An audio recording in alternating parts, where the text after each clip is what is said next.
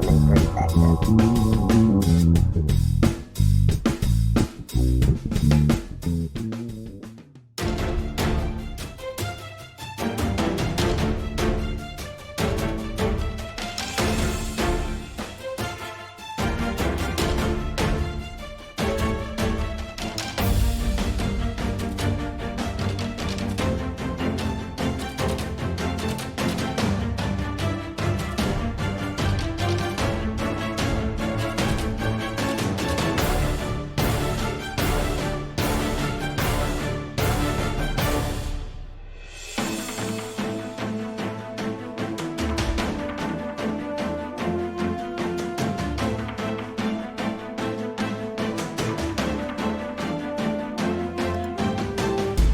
Welcome to Unbiased and on the Fence. I'm Shane. Thank you guys so much for joining us for Paranormal Frequencies with our special guests, Sysco Murdoch and Steve Stockton. How are you doing today, Sherry? Do you want to tell us about our guests?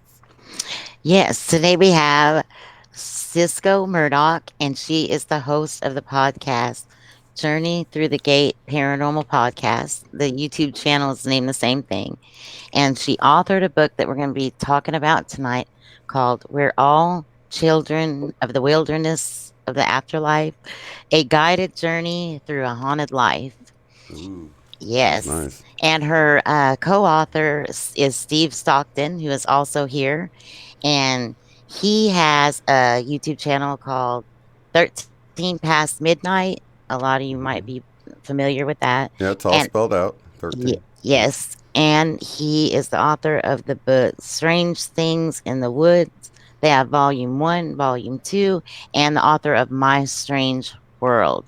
So, Sysco and Steve, welcome. Welcome, you guys. Hi, thanks for having us on. Sysco, you there? Oh, Uh-oh. we might have lost this. May have lost Cisco. Yeah, I see the avatar she down still there. looks like she's here. Maybe she got muted. So Here. no problem. Let me go back to the book cover here. Okay, so we are Children in the Wilderness of the Afterlife, a guided tour through a haunted life. Man, that is a really cool cover. Can you tell us a little bit about that, Steve, while we're waiting for Sysco to connect back up with us here? Yeah, it came about several years ago. I'd been on a show several times called Where Did the Road Go on WVBR FM out of Ithaca, New York with Soraya Ascath. And he messaged me one day and he's got, I got somebody I think you'd like to talk to. And Cisco had called in like during one of his live listener show stories, and he put me in touch with her. And she called me one day, I think it was like on a Sunday. And seriously, it was like reconnecting with a friend that I hadn't talked to for years. We talked for about 5 or 6 hours, and she had just all these amazing stories. The one that she told on Soraya it wasn't the least of them, but there were some even better. And I just kept telling her, you need to write these down. You need to write these down. I kept after her for probably, a year or so anyway. And finally she said, okay, I'm going to do it. If nothing else, just to shut you up. But if I do it, you're coming with me. I'm like, well, how am I going to do that? They're your stories. And what she had in mind, it was kind of a novel approach. I'd never done anything like this. I'd never co-written with anyone. But she wanted me to like be a color commentator, basically. Like she would tell her story, and then I'd come along behind it and tell something similar that I'd heard of or experienced, or just, and it worked out really well. I tried to keep myself reined in so that I didn't overshadow what she did. In most cases, it wasn't a problem because the stories are that good, particularly the chapter on Gettysburg. That one will blow your mind. And it just came out really, really well. I loved what she'd done, and then I was able to add to it without taking anything away from it. So it was an interesting concept, and said in that case, it just worked. Wow. I resent her the link. It's the same link, right? Yep, the link hasn't changed. So yeah, she probably just needs the... Oh, she already hung up? I didn't even notice. Yeah, so if she can just click the link again, it'll probably start working. She said her sound went dead as soon as we went live for some reason. And that happens a lot of times when we're on a show live. and it's happened on pre-records too. Something weird will go wrong with somebody's stuff. Mhm. Another time we were both on with Soraya, he lost control of all his equipment and just let us talk. And we didn't even know that he couldn't communicate with us. And he's just sitting there listening. And finally, I think we ran it out to about 2 or 3 hours. And then we're like, Soraya, Soraya, are you there? Did you fall asleep? Are you there? And we literally broke the internet for Soraya. And he just finally, when we hung up, then he stopped it. Was able, I think he just turned it off and was able to keep the recording and use that for a show. So it's a lot of strange things happen, and then I get that too when I do shows. I've had people tell me, even I've listened to the playback. I was listening to your show on whatever, and I had a glass bowl of wax fruit on my table and it exploded. Or another guy contacted me one time and said he was listening to me and all the pictures fell off his wall and his Oh hand. I just, man. it's cool, but it's not my fault Yeah. necessarily. Well, Well, we've I had have strangeness on here. I had my mic go out, and thank goodness I had Sherry was working. I was like, "Hey, you just take over." Every time I tried to say something, it would sound glitchy and stuff. So, but and she that's she held never down the fort. happened before or again. No, Have you but ever yeah, had any it's voices or whispering in the background? No, I've caught uh, I've caught EVPs though on my own, but I was on with the Zombified one day. They were, I think I was a guest that day and not hosting, and they were talking to me, and I could hear somebody whispering. And there's two of them. It's a husband and wife team, and I thought it was them, and they thought it was somebody here. And the people in the chat could hear it. They're like, "What's all that whispering?" And like I said, I could hear it, and they could hear it, but it wasn't on either end. So, what was it? Who was it? Where was it? But everybody heard it. wow. I've been doing sessions over, and you can kind of hear it sounds like whispering in the background of the connection. It's like, but you can't really make anything out, but it sounds comes through sounding like whispering to me. Wow. Yeah. Yeah, Well, it's I know strange. here's one thing we can do while we're waiting for Cisco, because I wanted to it's really short, but I wanted to tell Steve my UFO story. So I know everybody's heard it, but I'll just tell him it real quick if you don't mind. Yeah, go ahead. So, okay. So I was in my swimming pool all by myself. It was an above ground pool. And from over my rooftop came this like 4.5 by 5 foot diameter, kind of opaque looking, but it looked peach because there was a fire burning in the dead center. And it floated down and it was right in front of my face. And I was like an arm length away from the edge of the pool. But if I had been standing by the edge of the pool, I could have like touched it. And I was not scared, but I was just kind of like in awe and everything was all silent. And I was trying to scream kind of, but nothing was coming out. And it just stayed there, like right in front of my face. And I wasn't even thinking about like taking a picture or anything like that. But all of a sudden, like an angel, my daughter had came home and she had her boyfriend with her. And she just said, I was just staring at it. I never looked back at her. And she said, Mom, I'm right behind you and I see it too. So I felt better. And then after a few minutes, it floated, it like kept going and it floated up to over our shed. And then it just shot up in the sky and with like 1 second, it turned into like an orange star and blinked out. But the funny thing about this is that months and months would go by and we'd talk about it because it was just so phenomenal. And I feel like it was like a Merkabah because, it looked like if someone would have fit in there perfectly, sitting like Indian style, and like the flame would have been like right where their heart is. But anyway, so we're talking about it, and Jeremy, the boyfriend, he's like, look, y'all keep talking about how big this thing was. And he's like, but all I saw was like a little orange dot, like the size of a quarter in the tree line. So he had a totally different perception than we did. And he was standing right there. But me and Darby saw it exactly the same way. But he thought you were telling some kind of fish story, right? I don't know Like what he thought. it was this Yeah, big, but it was really this big, yeah, and yeah, you exactly. know. Fish story gets bigger every time you tell it. Yeah. Yeah. So that's really interesting though, because I think that actually adds validity to the story when you say that, and he saw it differently because it's like you know, if y'all were going to make up a story, you'd get your story straight, right? Yeah, right. And but we had like a psychic had told me it was a spirit guide. And I really resonated with some of William Henry's work. He has these old Christian art pieces where like show them on ancient aliens and stuff, and it shows like this little round thing in the sky, and there's a little man driving it. And when I saw it, I knew I took Yeah, it to it's my like daughter. teardrop shaped or something, kind of, Yeah. sort of. Well, it Yeah, kinda I've it seen makes those. a circle, but it kinda has little things on the back kinda just to show movement, I think. Oh, right. Yeah. And I took it to my daughter, and I was like, That's what we saw." I mean, there is no doubt in my mind that that's what we saw. What it was for real, I'm not positive, but Yeah. it was really cool experience, you It know? really makes you think that a lot of the stuff that we see now that we feel like is new has really been around a while, you know? I mean, you see the stuff in old art, and it's like, man, they saw ships, clearly, right? Oh, yeah. All right. Cisco's back with us. Wow, man, that was incredible. I always tell them, What a Cisco, we ride. always have problems wherever we go. Something will happen, and this time your number came up to having difficulties. Tell that black-eyed children story again before when I wasn't looking. Everything just went off in my whole dining room, and he said, "Go." Everything went, "No." Bam, and went out. I had to restart everything. Hi, everybody. Sorry to hold everything up. Oh, No, it's no, it's no no problem. problem. So, welcome to the broadcast, Cisco. Woo, back again. Here we go. Steven, I can hear you in the background. You're doing a good job. See, all you got to do is push a button, and he just rolls. Yeah, y'all are I've awesome. said the same thing about Cisco. I just never worry when I'll have her as a guest on my stream sometimes. I said I can just wind her up and let her go, and I'm good. I can go take a break whenever I need to do. So funny. I love the UFO story too. I got to catch a little bit of that on the phone. I'm telling everybody in the Yeah, chat, that was I'm good. sorry.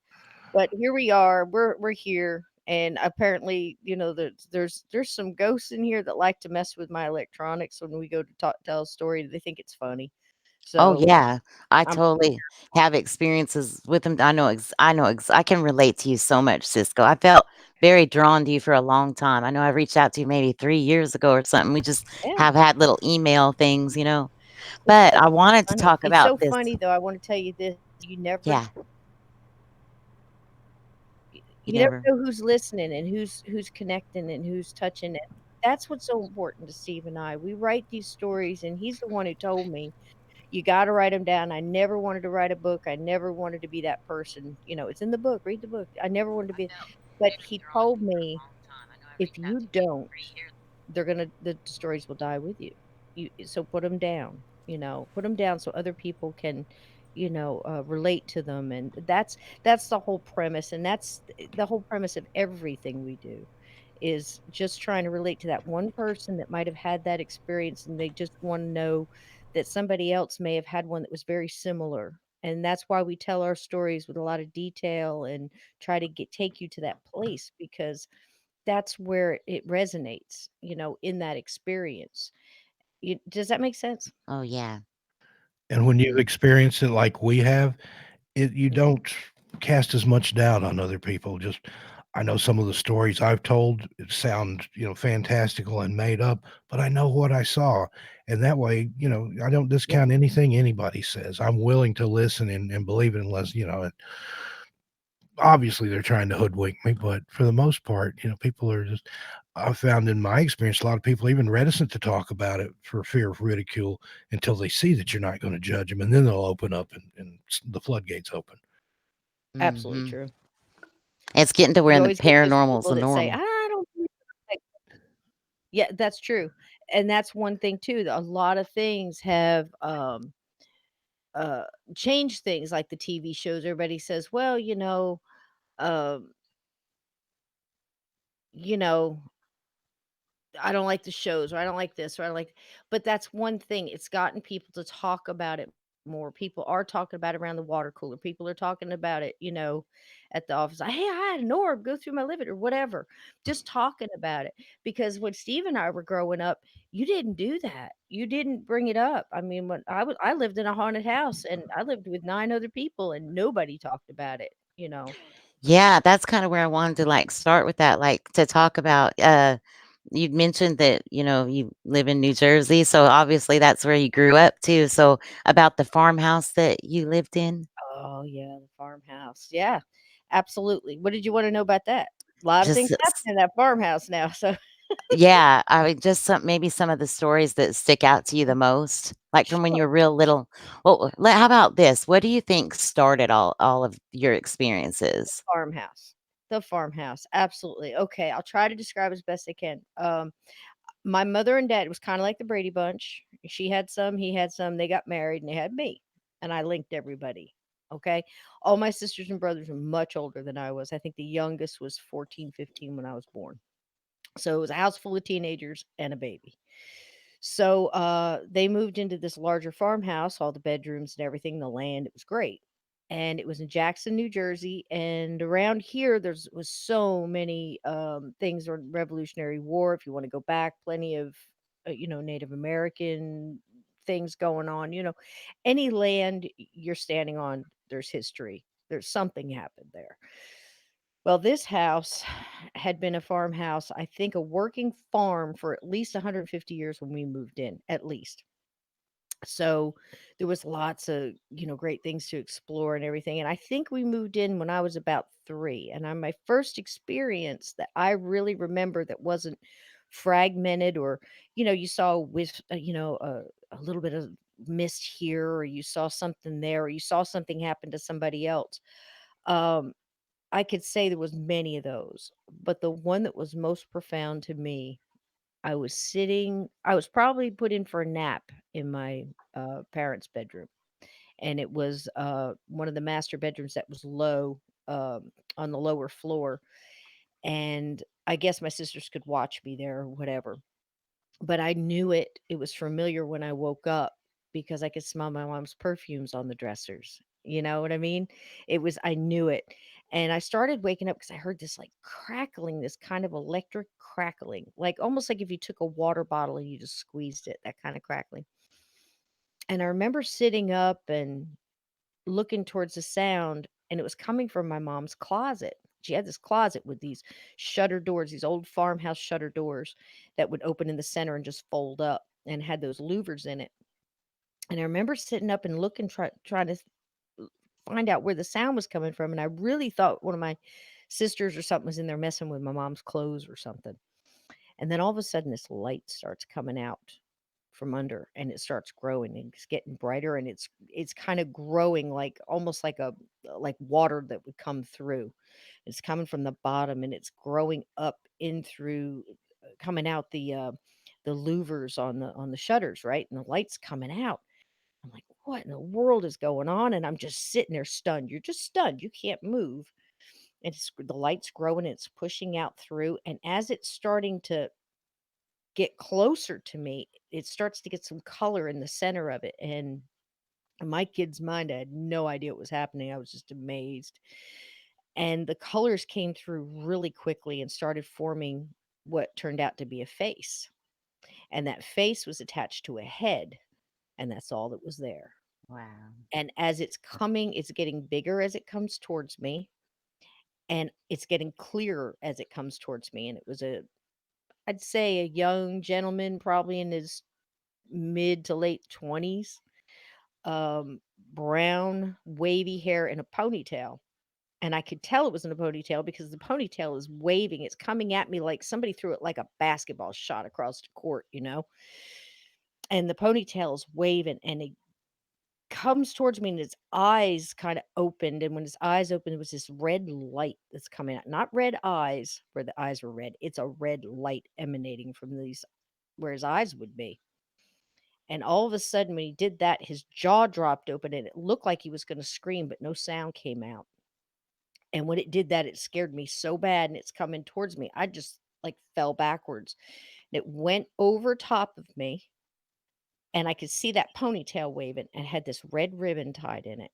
And then it went above me, over me, and went through and disappeared into the wall behind me. Gone. Lights Mm. gone. All the sounds gone. Nothing. The only sound that was left was me screaming. And the Wow. Yeah, I know. And the poignant thing about that, tell you kind of what was going on in my house, All of a sudden, the door busts open, and it's like my mom and a couple sisters, and everybody's, saying, "Oh, she had a nightmare." And there's all this talking, and I'm just screaming, and I get picked up, and I'm like, alls I could say was red eyes, red ribbon, red eyes, red ribbon, red eyes, red. I just kept repeating it, just through tears and gasping for breath.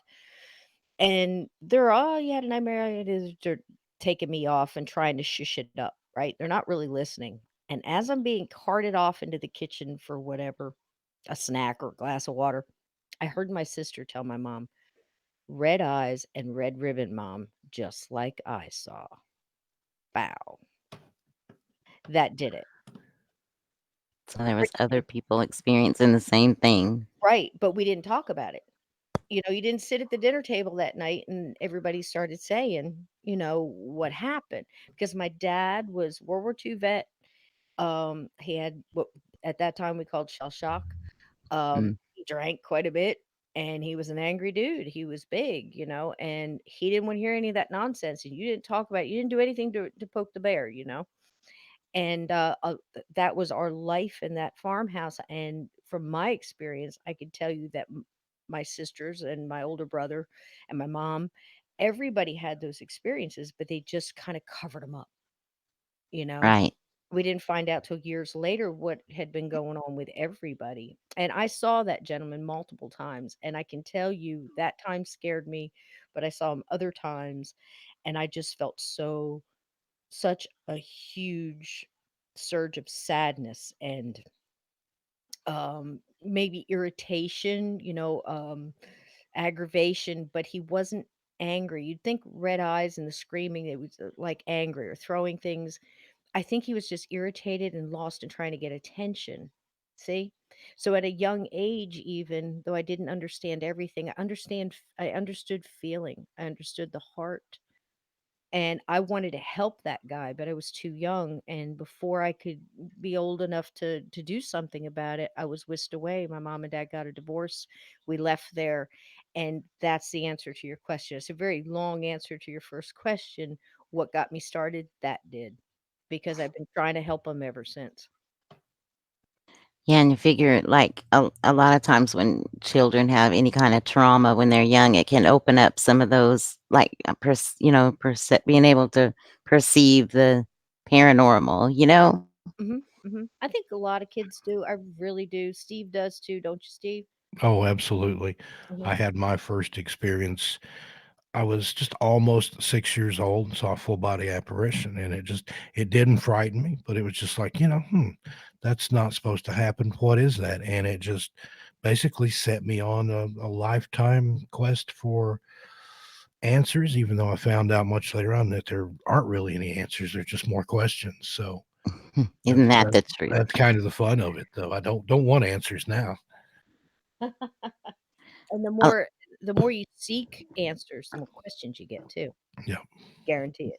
but the So, do you questions think are that what's house that you fun. lived in, Cisco, was what caused the paranormal stuff, or do you think because everybody experienced something there? Do you think it was just? I mean, do you think anyone would have experienced something there, or do you think it's sort of what spawned your abilities Well, and this is the a people in your fantastic family? question, and we don't get I think Zariah is the only one that's asked that question, huh, Steve? See, look at you go. That's a great question because here's the thing. Talking about it for all this time, and again, that's why we do it. Talk about it, get everybody's input. I think Steve and I were talking one night, and it came up that what if my dad's energy, being angry, agitated, being what I call, having cracks in his windshield. You know what I mean? He had all of that going on. What if him moving into the house stirred something up? It fed on off that energy, woke it up, maybe. Hmm. You know? I think it very well could have. And Yep. spoiler alert here, but I think it also ties into things that were found in the house. I'll leave it at that if you want to Yes, tell it. that's true too, yeah. But see, that's just it though. When you start talking about energy and what really, you've got a human being that once lived, that has, for whatever reason, been stuck or decided not to cross over. Free will. We don't know what happened there. Then you've got this land where all this stuff happened, and there was other things that happened in that house that I don't think had anything to do with the Revolutionary War soldier. There was a barn that had just an ominous feel. I mean, to the point where I'd go in there and I'd come right back out, not do what I was told to do, and take the punishment before I went into that place. I mean, it was that bad. The cellar, multiple other things, a lot of apporting, a lot of things happening. But to answer your question, I think it could have been a bit of both. Maybe my dad, the energy of the family, the teenagers, lots of teenage women coming in there all at once, with that energy, right? That's you're talking 6 teenage girls. Oh my gosh. You know, that's a lot of energy if you think about it, if you've heard about, them having different abilities and stuff, who knows, Mhm. you know? And So I've said before that that almost reminds me of one of those dangerous games that you play in the dark, red eyes, red ribbon, red eyes, red ribbon. I know. And I wonder if they sat and chanted that, if it would bring it out, or if somewhere in New Jersey there's still a house where you could do that and summon something forth. Yeah, I really, I really think over the years and thinking, really analyzing this, I really think that he wanted attention. I think he wanted help. I think he wanted his story known. I do think there was other things in that house that absolutely fed on the fear and the energy. There was much more evil things in that house, you know. So it was kind of a cacophony of chicanery going on there. It really was. Yeah, I can really relate to that because, when we built our house and they were doing the sewer system and stuff, they found, like, a wagon wheel and stuff, and it just gave you this weird feeling. But, a lot of people in the chat room and stuff know, but, like, my husband is, like, a severe alcoholic, and as that's progressed over the years and gotten to the extent that it's gotten to, so has the paranormal activity. And it's Mhm, like, I don't know which one is causing which, but we believe, me and my kids, that it's really related. mhm. Mhm, and it could be, I mean, that's what's so hard about paranormal investigation, and I'm certainly not an investigator in that sense, I've been on them or whatever, but I think it really takes a team, it takes a village in this case, because if you think about it, just talking about my house at that time, of course, you would have to sit everybody down and find out what was going on with the family. What's going on? Is there a teenage girl here that's, coming into abilities they don't know about, or suppressed anger that might be causing some of these things flying around? I think there was a lot of that. I think there was a mixture of things, but when you boil it down to say that one ghost, I think he just wanted help and didn't know how to get it. And it took him time to build up that energy, probably from scaring my sisters and, doing other things in the house to get attention. And I think, like Steve said, he had a secret. And I didn't find out till like maybe 20, 25 years later what that secret might have been, or even if that had anything to do with it. But I'll tell you, the house is gone, and there is, I found out years later it was torn down. Now it's development, and it takes everything I have. I'm like 5 miles from there, just knocking on doors. Y'all ever seen a Revolutionary War soldier here? And I do have friends who are mediums and psychics and stuff, and I've tried to pick up on that energy, and they're not pulling on it because I have nothing. You know what I mean? But there are people who can do that, go in that area and see. And I'm hoping he got, crossed or found his way. I really do. But I think I've really tried to help as many along the way, and that's what seeded it. And I know in Steve's case, same goes for him, because you started seeing him real young too, didn't you, Steve? Oh yeah, yeah. Like I said, first one was I was 5, almost 6, if not already barely 6, and it just kind of continued. I'd had some stranger things happen to me when I was smaller, but it really started with that full body apparition. I saw a kid, a toddler, run across the street at an angle into our yard, and you know how kids, they've just barely mastered walking, they'll start running and kind of lose control and just fall. And when he did that, when he came into our yard, he was running and he just fell and he was gone. I mean, it was a solid figure. It wasn't, as I've seen the misty, smoky stuff too. This was very solid, very human looking figure. But when he hit the ground, he was just gone.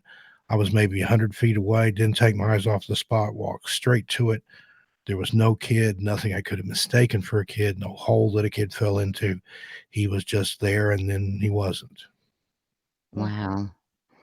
mm, That's wild when they don't look like ghosts, though, isn't it? I mean, when they actually yeah. look like. Wasn't it your mom? Wasn't it Sandy that saw a kid run in the house and run out? Or was that? Am I mixing up the stories? Oh, yeah, my mom was just laying on the couch, but she had just laid down and said she wasn't asleep. Of course, I say stuff like that all the time when stuff happens, like but, yeah, this little girl just ran through the room she was in, acted like she didn't even see her, and went through the bathroom into another room where we keep toys and stuff.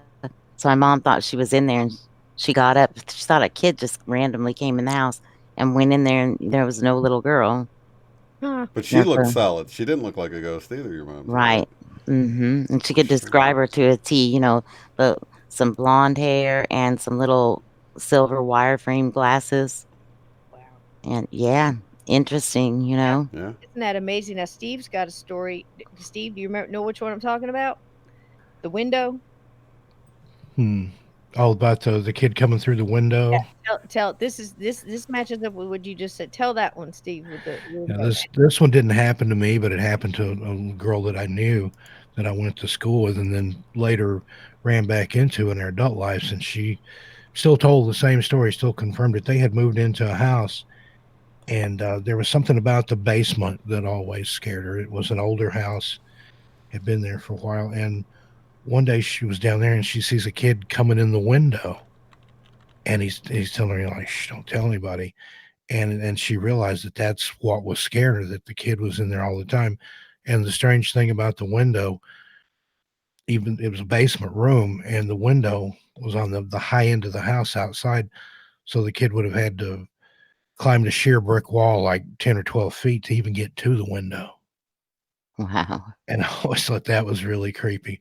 But she said a lot of times, anytime she went to the basement, she would sense something. But a lot of times, just as she went into the basement, she would see him coming through the window, and it was the same thing. He would hold up his finger and, shh, don't tell anybody I'm down here. And Wow. then as an adult, she said that she feels that that was the spirit of some kid that was coming Yeah. in the Eh, basement just What? perpetually for whatever reason, because there was no way he could get to the window. There was nothing outside, a ladder or fence or anything he could have scaled. It was just a flat brick wall. Now, the reason I had him tell that is there's another one where the guy comes back to look at the house, says, "I used to live here," and the guy says, he said, "Well, do you ever see any ghosts or anything like that?" And the guy said, "No, not it." Well, he says, "I see a little boy coming in the window all the time."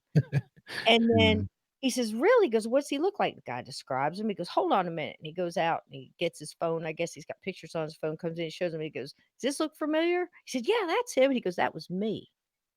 Yeah, So that was a different wow. story, different story. but the guy was, like, haunting his own Yeah. childhood house as a child, And he was alive. and he got pictures of himself as a kid and brought it back, and the guy's like, "Yeah, that's the kid that I see running through the house and stuff," and he Right. said, "That's me when I was 5 years old when we lived here."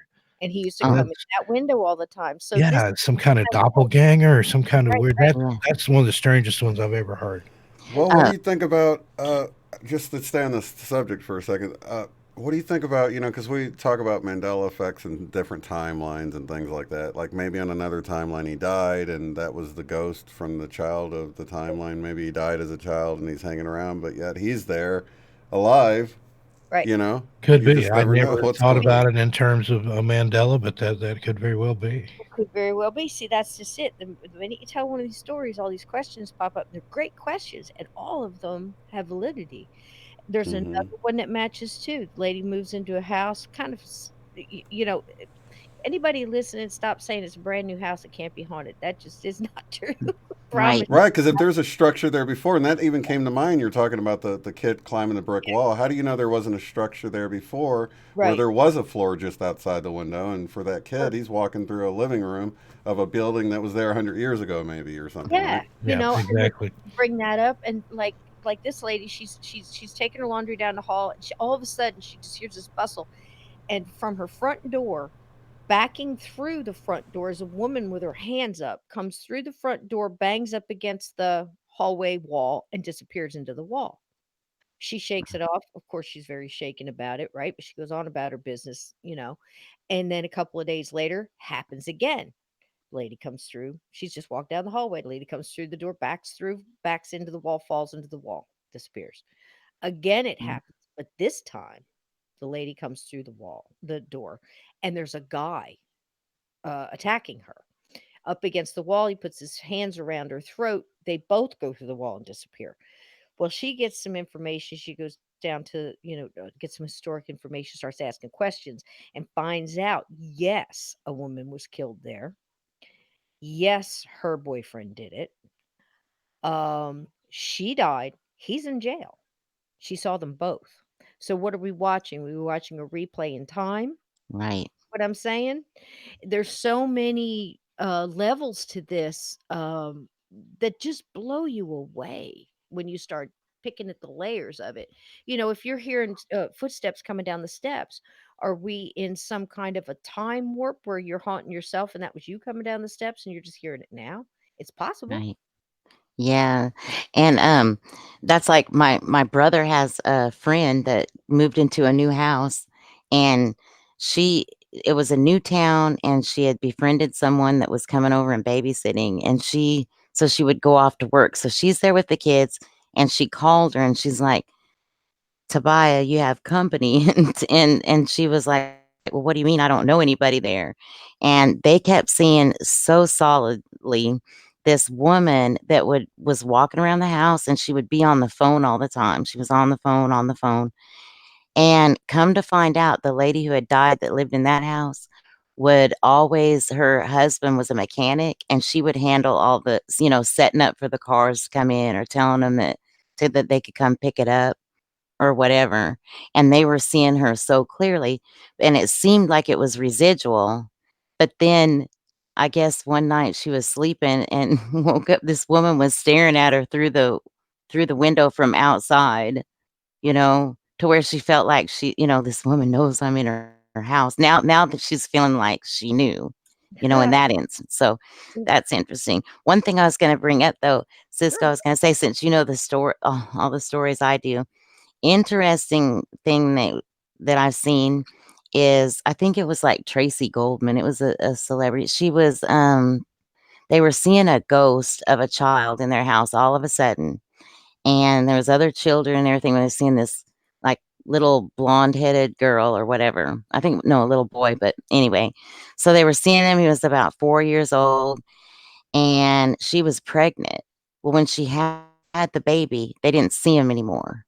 When the Mm, child got to be, like, 4 or 5 years old, she was making them all lunch one day, and it, like, hit her when she looked at this kid, and she's like, "Oh my god, that's mm. who I was see it was him that I was seeing then Isn't that when she amazing? was pregnant." Yeah. Wow.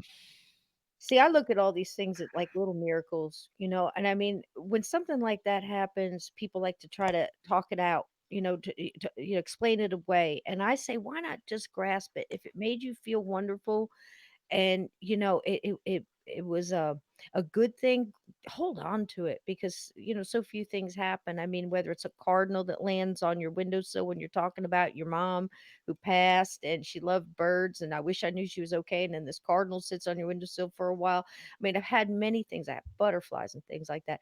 I think those things are absolutely beautiful, and that's what I try to do in my podcast, what I try to do in my book, just bring out that there's so much darkness in this, and it does exist. Trust me, I've seen it, felt it, dealt with it. But there's a lot of beauty in it too. So, what if that Mm, mom was just seeing that soul that was getting ready to jump in, you yeah. know? And there it is. I mean, I really do believe that. I believe in reincarnation. I believe that we have soul families, and and pick what we're going to do, maybe when we come in here. I think this is school. I really do. That's just my thoughts that I'm sitting right here. You say unbiased and on the fence. Well, some things I'm sitting on the fence and I'm straddling, and some I just throw my legs over and say, man, I believe in it. I'm gonna stand over here till I find out something else that changes my mind or adds a fact that makes me rethink it. And I think you gotta be flexible like that too.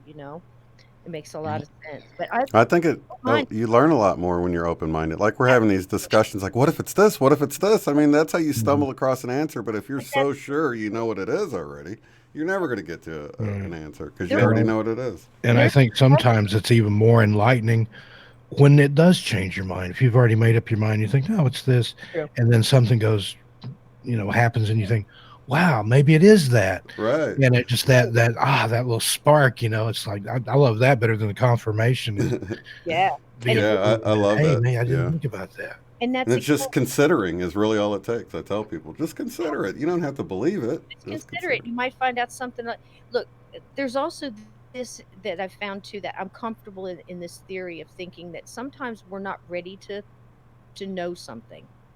Do you know what I mean? Our minds aren't ready for something it. yet. Absolutely. And we've Yeah. got to grow a little bit more to where we can accept it for the bit, the bigger picture.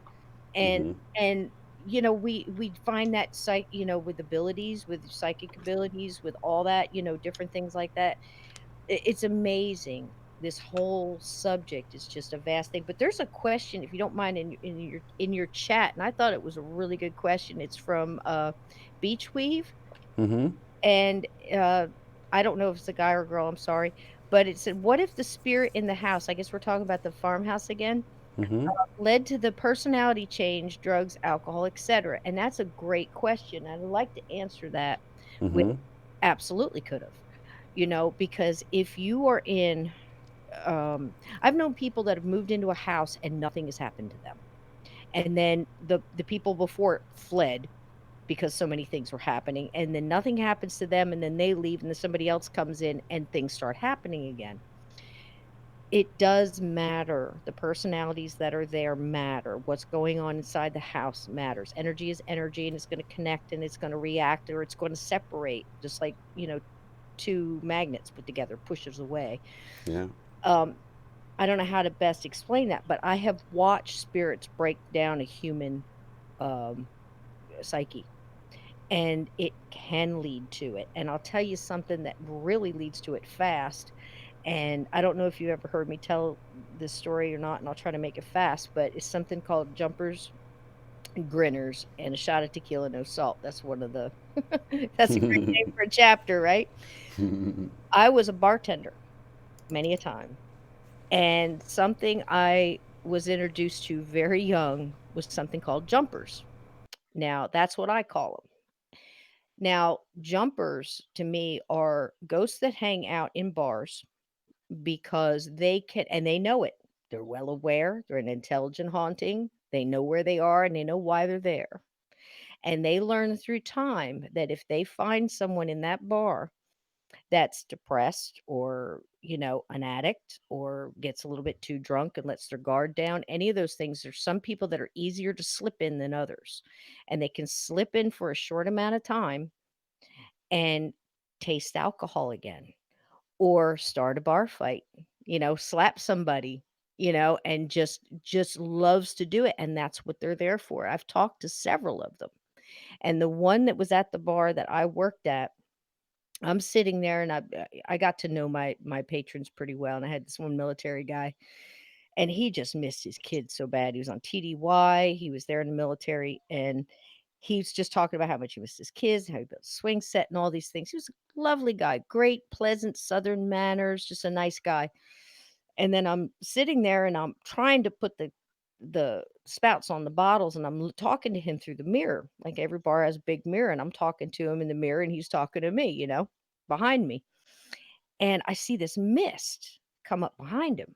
Little gray mist, just a little blob of mist, not a great big thing, just a little bit. And I actually thought it was a spot on the mirror until all of a sudden I'm talking to him and I just see his change. His head goes down, he slapped the bar, and when his face came back up, even it almost looked like his face didn't change, but the way he was holding his face changed. His the look on his face changed. His facial structure kind of changed.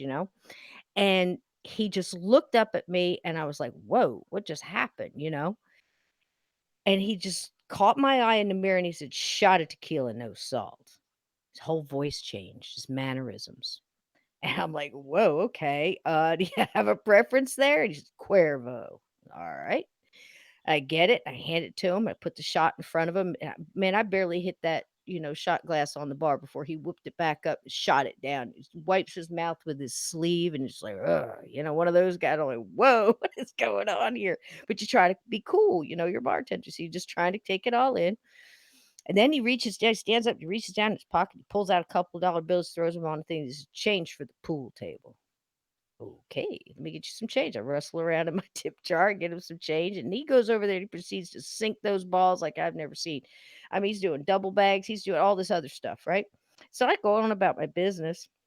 I keeping an eye on him, and as the night start, maybe about a half hour goes through, he's continuing on. Comes back up, gets another shot, goes back, puts a little money in the jukebox. Now he's dancing around the pool stick, and I'm like, what is going on here? I've never seen this guy act like this. I go in there back and get some beer, and I come up, and he's sitting at the bar with his head on the bar. I mean, just lounging on the bar. I was like, "Oh man, this guy's sick now, right?" So I go up and I said, "Man, are you okay? Are you okay?" And I tap him on the shoulder, kind of stay back a little bit. You all right? And he lifts up. He goes, "Oh, Cisco." He says, "Hey, I just don't feel good. My head hurts so bad." He said, "I don't want to get any food. I don't want to order any food or any. I just get to my room. I don't feel good at all." His whole personality's back. Like, okay. I said, honey, I'll get you tab. And I go over to the register where I got the stuff written down. And as I'm tallying up his tab, I look in the mirror and I see this little gray mist right behind him, go behind him, circle around the pool table, blow through the kitchen doors, and it's gone. And that's when I looked down at the tab and I just tore it all up. And I said, honey, the beer's on me. You just go in to get your room and you get you something to eat. Because I knew that guy didn't drink that tequila. That's a jumper.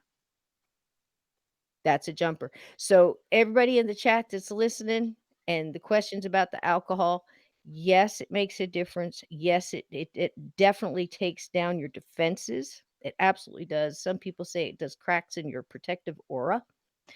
Um, but if you're ever out drinking alcohol or partying, you know what I mean? Not all blackouts are caused by alcohol, and maybe you didn't start that fight.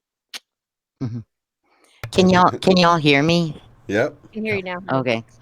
That's why they call it spirits, right? Yep.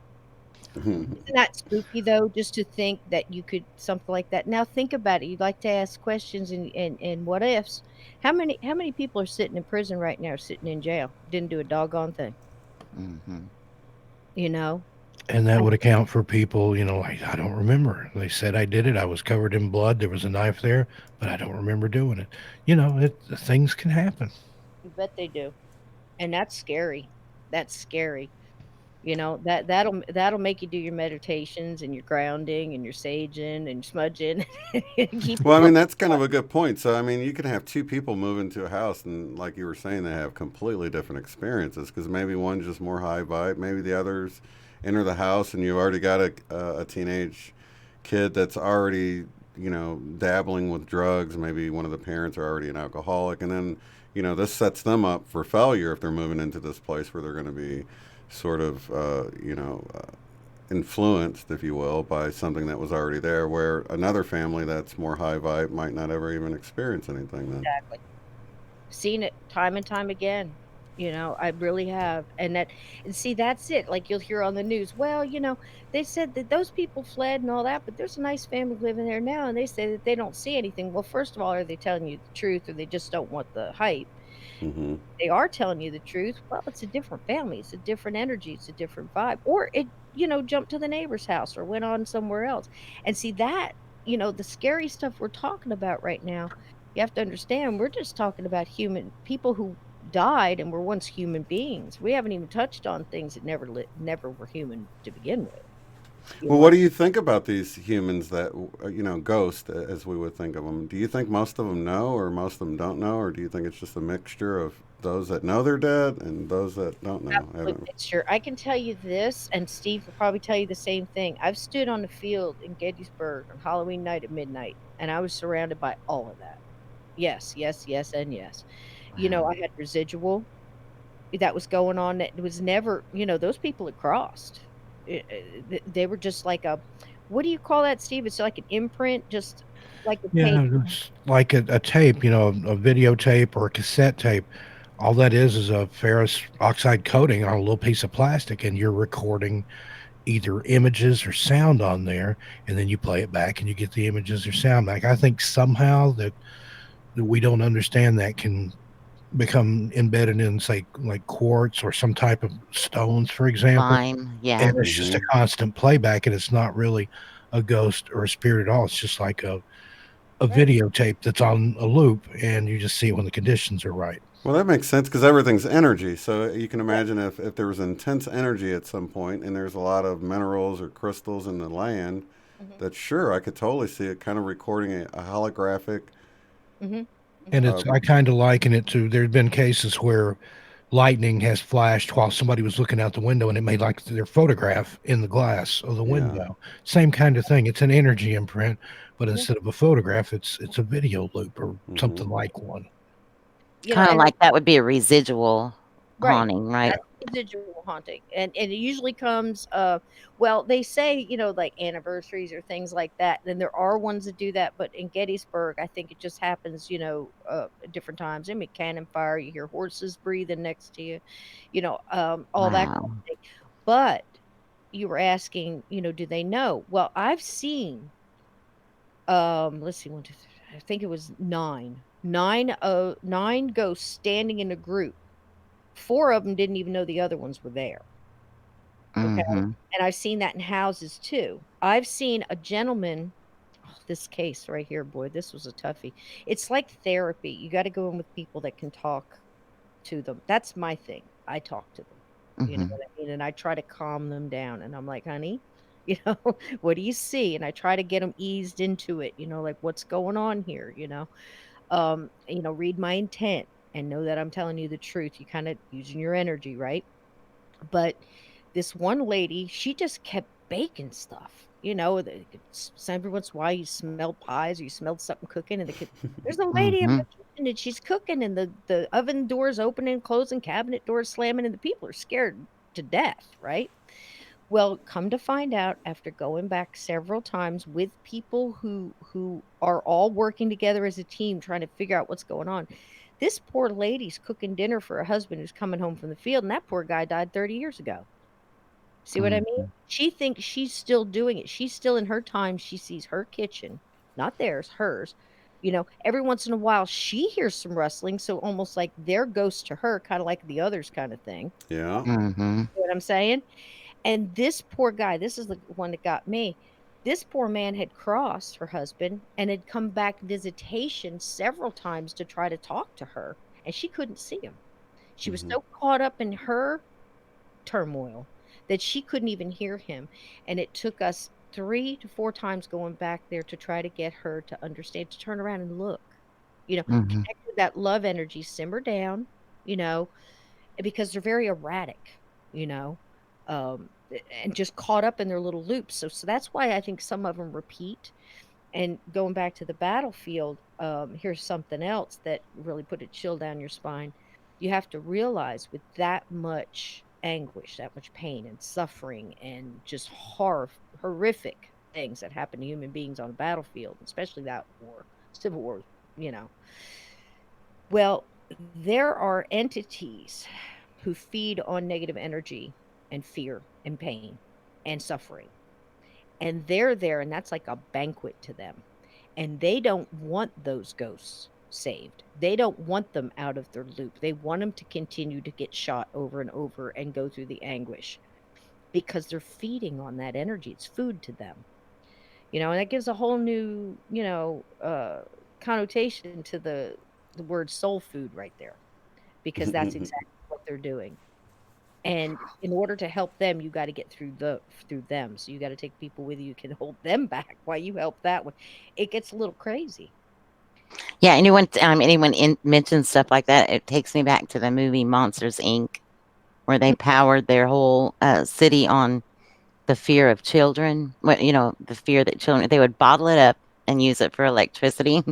That's It right. just Really? it really says so much, and it makes me think of Robert Monroe's books when, the journeys out of the body and all, when he started to witness this, going on, and he was really depressed for a few days when he first found that because he just thought everything was, all happy and perfect.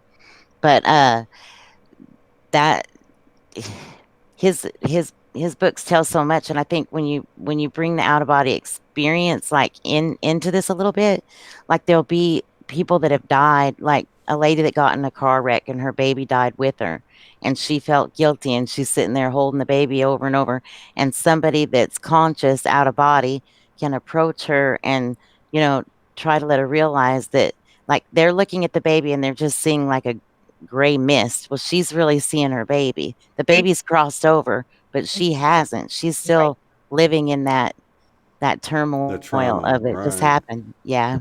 Do you know Wow. how long it takes? Think about taking somebody, you just know that you work with or whatever that's just got a little kind of crazy going on and trying to calm them down when they're having a bad day. And think about how hard it is to talk to them. And then go in to try to speak to communicate with a ghost who's been dead for 100 years and just so caught up. That's why I love Hans Holzer. I mean, I got started on Hans early, and he always said, I've never been afraid of a ghost. They are just people in need of help. And he would go in and help that ghost, and try to get them like therapy. You just don't go in and, hey, you're dead. I had a good friend of mine who went in. She just used dowsing rods, and her husband just took a video camera and videotaped her because she felt the need to try to help. And they just stumbled on this cornfield once, and they're out in the cornfield. She says, "I feel something here. I gotta, go into this cornfield." And the corn wasn't very high at the time; it was about knee high. And she was walking down the rows, and all of a sudden she starts picking up some. She goes right here, and she stops and she's using her dowsing rod. She's communicating, and like me, she uses dowsing rods just to basically validate what she's already feeling. Like, I'm getting a yes. Is that a yes? Yes. That kind of thing. She found out that there was a plane crash, and it was in the 60s, I think, and she was there during early 2000. And these poor guys, there were 7 of them that died in that plane crash. Again, 3 of them knew they were dead. Several of them had an idea. One of them knew but didn't want to leave the others. And 2 of them didn't even know the others were there. So when you try to get, what I mean, peel back the layers of this onion, Yeah, you're there's so many. you bet. You bet. Well, It's one of the things you brought up that I had never even considered is the fact that these entities that feed off of loosh, I think is one of the Mhm. common names for it, will actually feed off of ghost energy. I'd never even thought of that. Just never crossed my mind. That's so interesting to think about that. it's suffering. Those, I think those just, make me the sickest. And then there's the others that get me that I love these flippant people when, you're trying to tell them, you're trying to explain to them, and they're like, "No, we're going to be fine. We're going to stay here." No, you don't understand. You have a soul collector in your house, and it's making you crazy. It's going to break up your family. And when you die, it takes your soul. You're not getting out of here. You have to deal with that. You have to stop that, cut those cords, and then get out. Now, I don't have those abilities, but I've been in with people that are trying to help families that have this, and they're so flippant. They're like, "No, this is my house. We're going to go ahead and keep on going on." And you got to walk away because it's that human being's free will. You see how crazy that is? And first of all, you have to realize that these things, it's a possibility that these things exist. Well, that's what's on these battlefields, and eventually I guess they take the soul. I mean, how horrible is that? I mean, it's like there's no way out, you know what I mean? There is a way out, but you feel like there isn't because I try to tell people too about, I've dealt with a lot of and I know Steve has as well, family members and teens, and even in my teens, and dealing with people are trying to commit suicide, and they trying to say, "Well, I just want the pain to end." And I'm like, "You don't understand. That's not how it works." Because you get caught up, you're in that energy. If you leave in that energy, you're going to be in that energy. Right, until you work through it. Yeah, Mhm. yeah. Work through it here. Do whatever you got to do to, seek help and find help, because that's not going to do it. You know. I mean, how many people do you know of in haunted houses? It's a ghost.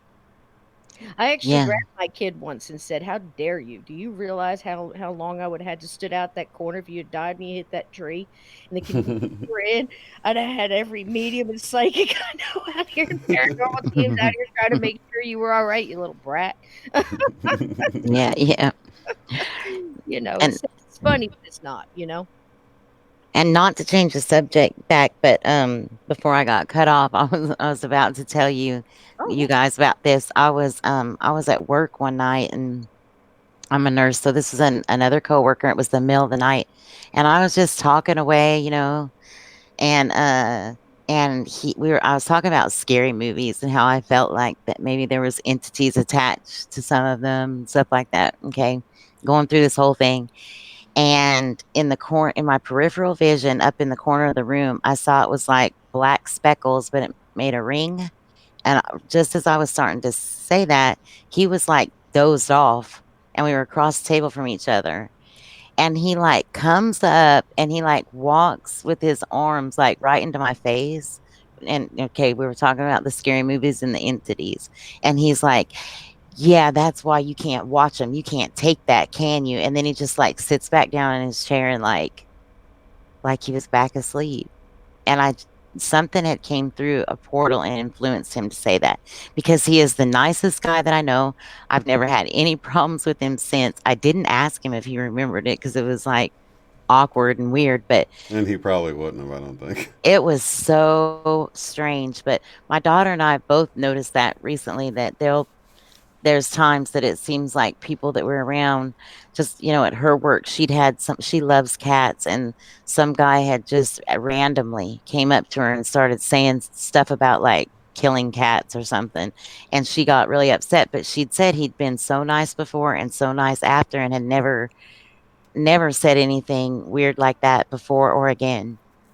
Well, this kind of brings up an important topic, I guess, where it seems like you can be used by, positive or negative higher entities or other worldly entities, invisible entities. I don't know how you would describe it, but I mean, this is a perfect example what you're talking about here with this guy that says something that I doubt he would have remembered. It was out of his character. It was almost like something stepped into him, used him for a moment, and then stepped out.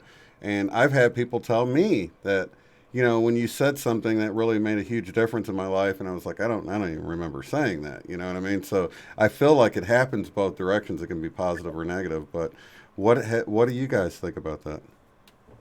Well, I've learned it's important to focus on the positive ones, because the more that you focus on the negative ones, the more those things happen to you. It's really obvious to me. I've learned that a whole lot lately. So true. So true. I believe it too. There's been many a times where I've tried to help a friend and didn't know what to say. And then all of a sudden, all this stuff comes out, and I'm like, where did that come from? That wasn't Yeah. me. Yeah. And you don't even really remember what you said. You see Mm-mm. what I mean? So, Yeah, and that yes. happens a lot in comments too. I'll leave a comment or a reply, and it'll be something somebody needed to hear. But to Hmm. me, I was just writing something. Hmm. And Yeah. And let's not get into how the internet seems so manipulated by spirits at times. Okay, go ahead, Cisco. and I know Some Steve, evil you know, spirits.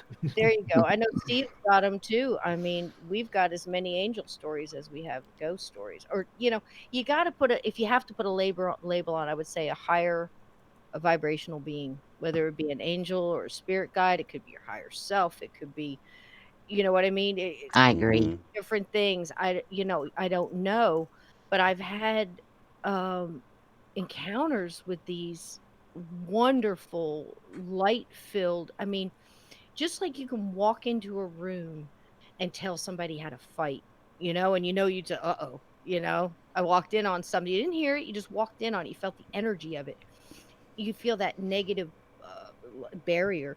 You Mm-hmm. feel the same when something so good comes towards you. It's just this, oh, Yeah. Sometimes it brings you to tears. It's so overwhelming the other direction. Yeah, so there's a heaviness there, either positive or negative. Mm-hmm. And there's certain places that I have to be careful when I go in, nursing homes. One of the Mhm. most evil things I ever felt, most evil presence, was in a children's hospital. I'd gone to visit a friend whose child was in there, and there was just like a black cloud hanging over this place, feeding on the misery and pain of those children. mhm. And I Now, what do you think that is? Do you think it's like spirits, or do you think it's too many people passed away in that area, so there's just a lot of grief? I surrounding that? I think it can be a couple of different things. It can be so the pain and the suffering, and then the grief and the loss, and that negative energy. It can be absorbed into things just like positive energy can be absorbed. And then, Even the people that's alive, they're sitting there contemplating death as well, I guess. yeah, So, and it puts you in that perspective. That you contemplate your own mortality when you see somebody else that's just died or that's dying. sure. And I think there are entities, whatever angels, demons, thought forms, whatever they are, that can be drawn to and feed off of good and bad energy. Yeah. Absolutely. Well, I'm a psychiatric nurse, and there, there's a I'm sure y'all know exactly what I'm gonna say. There's many times that they've said things to me that are, like, accurate, Mhm. positive and negative, and I get messages from them all the time. Wow. So, they got, like, a foot in this world and a foot in the other, as well as, dementia patients. I Mhm. worked with Mm-hmm. a hospice patient that she would talk and I'd hear her in the baby monitor, and whenever the entity that she was talking to would talk, I'd hear it like, and so she was getting a little worked up, and I'd go in there and I was like, is someone bothering you or whatever? And she was like, kind of just looking at me. And so she said it was old Mr. Higginbotham. So I said, Mr. Higginbotham, you can stay around here if you're going to be nice, but if you're not going to be nice, you got to go. Well, she loved me after that because I believed her, but I had so many paranormal experiences while I was there, and I have came to the conclusion just from fr- a, f- a friend that I had whose mom had dementia, that the dad was taking care of her, and she would have out of body experiences and hang out with her mom at night. Her mom was already on the other side, but her dad was learning. Well, there was some kind of lesson in his life that he had by taking care of her in that state. So Mm. there's so much behind, It's a lot, especially everything. in that type of setting. I dated a psychiatric nurse for a while, and the stories she could tell were just mind blowing. Stuff like there would be people that would have conversations with an unseen entity, and sometimes they could hear the entity answering back, like two Mhm. different voices in a room where there was only one person. Told me Oh, about yeah. another little guy that would go through these fits where just a little wiry guy, maybe 100 pounds, and it would take like 5 or 6 texts to hold him down when he went wild. There's like demonic energy or superhuman Mm-hmm. strength or whatever possessed him, and he would go wild and then he's back to normal, and then he's this little meek and mild guy again, and just like, what was that? That Mm. totally happened last night. I got to work. I was supposed to be there at 7, and the, whole place was on lockdown for, like, an hour and 10 minutes, and all the guys in the building were over there trying to stop this little kid, and the cops ended up, taking him away from there, but I Mm. couldn't even go to work for an hour and 10 minutes, because everything was locked down, Mm. Well, what's but, the danger that you guys come across in this line of work with ghosts and stuff? Do you ever have to worry about, because you hear about people getting scratched and stuff? I mean, what's their biggest tool in their arsenal other than fear? I mean, Yeah. making things move, trying to scare you, trying to do things like that. What else is there Well, to be noted? this is the way I look at it, and then I'll back off and let Steve answer. It's the thing is, you got to remember, if we're dealing with human beings who passed, they either don't know they're dead or they chose to stay for a reason, and usually they choose to stay out of fear of what's on the other side. They've done something, they regret, or they have unfinished business. We hear that everybody's got unfinished business. It's like they want to, you know find that thing or tell that person or do whatever. Hmm. They're A lot gonna of times I hear about people that got murdered and they want to stick around until their murderer is Yeah, and captured I and hear stuff. just as many, that surprised me, that cross over and they don't care. They're like, "Let it go. Let it go," because it's tearing the family up. The family is obsessed with the finding of it, and they're Yeah. going, "That was my lot in life," you know? Right. And I'm okay over here. You need to go on with your life. That's the most of the messages I hear on that. Hmm. And of course, we would wanna find and be obsessed with that. So, I've heard a lot of comforting, once they've crossed over and come back or can visit or whatever it is. A lot of those messages are that way. And then I've seen some that, come back. I have a friend who she was just, I don't wanna say tormented, but really, a ghost of a murdered girl. who came back and kept bugging her and going, "You've got to do this. You're the one." And she had to finally get a hold of the police officer. She had to find the police officer was on the case. He had gone. It had been like 20 years. Then you go to the next one, and the next thing she's sitting in the room getting interrogated because the body was where she said. Oh, Right. yeah. That happens to psychics a lot. You bet, but the ghost gave her information about the evidence that was in the evidence locker and got her to convince the cop to go back and relook at the evidence, and inside the Marlboro pack of cigarettes, the guy had smoked a cigarette, half smoked it, put it back in. They did a DNA and they caught him. Wow. Awesome. So there's stories like that too. I don't know, Steve. What do you think? What's the Yeah, I big? love those stories like I that. think the biggest danger is that they can use your own fear against you, Yes. and the worst thing is for you to not be prepared. Because I've walked into a situation where I wasn't expecting it and got blindsided, and it takes a lot longer to recover from Mhm, that type of almost like an energy attack, an energy vampire, or mhm, something just sucking the life force out of you. Uh, mhm, I carry crystals. I smudge my house. I put salt in the corners. I burn incense. Whatever it takes, whatever works. I don't care. I'll do it. mhm, But I've never been physically attacked, but I've had it happen in places where I was when I lived in Las Vegas a few years ago. I had a photography studio, and I had a girl over. We were doing some fashion shots for a line of leather jackets this company come out with. She's up against a bare brick wall. I'm shooting in burst mode, had all my lights and everything set up and going. One frame, and this is like a burst of 15 shots. There's a couple frames there, nothing. And then all of a sudden, there's three scratches on the back of her leg, and she's bleeding.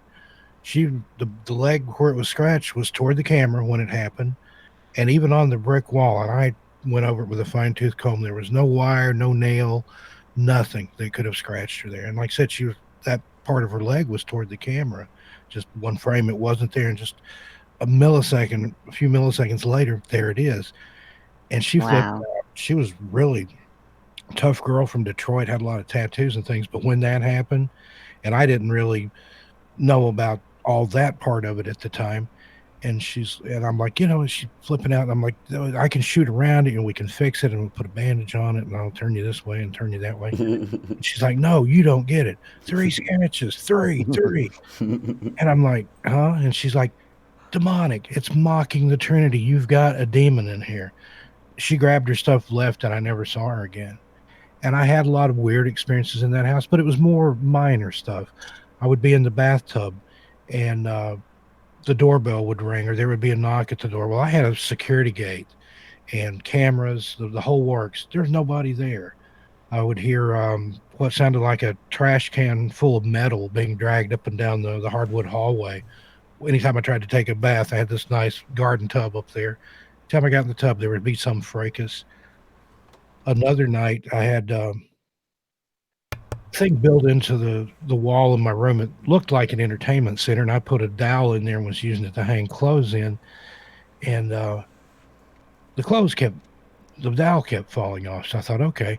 I put screws through the wood and into each end of the dowel. I'm like, okay, it's not going to fall off now. And I turned out the light and hadn't more than laid down in the bed, and I hear this flump. I flipped on No the light. way. The dowel is still in place, still screwed into place, but every single thing there, I had a lot of suits and dress shirts and things. I worked at the casino part time. It was just laid out on the floor like somebody had picked it all up off the dowel and just laid it in the floor. Oh my god, I got chills. And it was That's more than one person could pick up. It took me like 4 or 5 times to put it back up there. But I'm just like, okay, you win. I'm tired. You don't want these clothes up there. I'll put them in the laundry room. So I went and hung them out there. Never had another problem with that. But it was an old house built in 1932. And the way the history of Vegas was, there was no strip until in the 40s when Bugsy Siegel built the Flamingo there. Everything was downtown where Fremont Street is now. Well, in 32, where this house was, it would have been in the middle of the desert. And the people that lived down at the end of the street, who had been there since the 50s, said it had been a mafia safe house at one time. And I think there were some people that went in and didn't come out in the same state they went in. I found a hidden room. There was a bookcase in the wall downstairs that opened up into just a bare concrete room with a drain in the floor. So that's kind of Wow. a hint right there. But had all kinds of experiences there. I've got a whole hour long video or about 45-minute long video about it on my channel, 13 Past Midnight. But What's the title of that video so people could a go watch it? haunting in Las Vegas.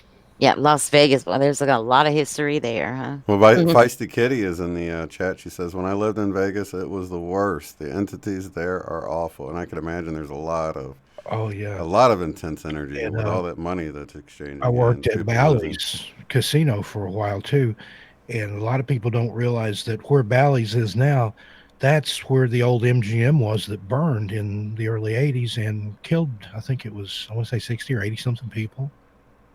And instead of Hmm. tearing it down and starting over, they just kind of salvaged what they could of the building and then retrofitted Bally's into it. And I worked upstairs. I was did the in-house photo lab there, managed that, and upstairs above the Jubilee Theater. If you ever watch those Dean Martin roasts from back in the '70s, that's the theater it came from. Well, up Wow. above that, where they had the dark room and the equipment set up, that had been the celebrity hallway back then, where the green rooms were and the dressing rooms and things. And there was always a lot of activity up there. And in the dark room, there was like a light in the back that wouldn't stay on or off. Like if I turned it on, I would go back and find it like physically turned off at the switch. There was an electrical access panel that like you had to turn a knob to lock it to and unlock it to open it. I would close it and then find it open. One night I was sitting there with two of my assistants. We saw a black mass come out of one wall, go across the room and into another wall. And just it was all kinds of things there. So yeah, Vegas, just they're all over the place. There's been you take the haunted tour out there and the mob tour. There's been so many murders and so many just bizarre goings on over the years that Awful. it's got that weird energy to it. Just middle of the desert. There you go. And I kind of think maybe that's what kind of led them to start that where they did anyway. I think there was something already there. Yep, I agree. Hmm. There's lots of soul food being served out there in Las Vegas, that's for sure. And then you get into things like ley lines and Yeah. stuff like that. It's just, oh, it goes so deep, because like you said, there's residual stuff. There's maybe ghosts that choose to be where they're at, or ghosts that are stuck where they're at. And I truly believe that I've seen, evidence that even alive people that can go out of body can do things that seem like a ghost. Mhm. Be So fragmented, like a that's all. fragmented soul.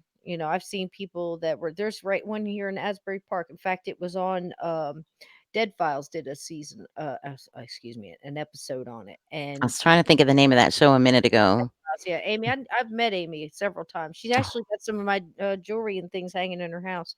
That's so Um, cool. yeah, it is. She's the real deal. I mean, don't Mhm. because she's on a show, don't think she's and so's Kim, and there's quite a few good ones, but producers do things. But whatever, she's devoted to going out and helping, and it takes a lot out of her. Sometimes she'll finish one of those things, and she's sick for 3 days. Yeah, she's one of them that tells them, "Look, you need to move." There's times that it Yeah, comes up. Yeah. but people don't realize what it takes out of a person to do that. Even Mhm. when you're learned and you know what you're doing, there's been times she's been put in the hospital just from the drain. Mhm. But anyway, she did one out here, Asbury Park, New Jersey, not far from me. And a guy was homeless. The guy owned a antique store. He gave the kid a job. He was a young, older teen, I guess. Gave the guy a job working in the antique shop. Well, he worked there for about 3 days, and he was working down in the cellar. In the cellar, there was an entity that took advantage of this kid's. He had the tendency to get angry and lash out, you know, and he fed on that and he worked on it, or it worked on it. Well, this one guy came down. The owner came down, brushed against him or whatever. The guy took it the wrong way and proceeded to beat him in the head with a hammer, a couple dozen times. I don't know Mhm. how many times, but it was an awful amount of times. Now, when she went down in there, she saw that kid as a ghost. And then Right. she realized, she says, "Wait a minute, he's not dead, he's still alive and he's in jail." He left so much of himself there that other people were seeing him as a ghost. So there's so many levels to this thing, and I Mm. gotta say something about your chat. Now, I've been in a lot of shows and I've seen a lot of live chats. You've got some smart people in here. They know what's going on. They know what's happening. I mean, you've got one in here that said laughter. It repels them. You bet it does. You bet it does. Because it's high vibe, isn't it? It's Yeah, putting out exactly the opposite of what they're wanting. They want you in fear and in worry and all of that. absolutely. High vibrational. I tell people dance in your kitchen barefoot, sing, laugh, tell jokes. I know a couple that got rid of a really aggravating, I don't know whether it was an entity in that case or a human spirit, but they got rid of him by telling jokes. They would just read out of joke books all night, just silly jokes, but Mhm. laugh and laugh and laugh till they couldn't stand it anymore, you know. Oh, But and it's another true. thing I left out, grounding yourself.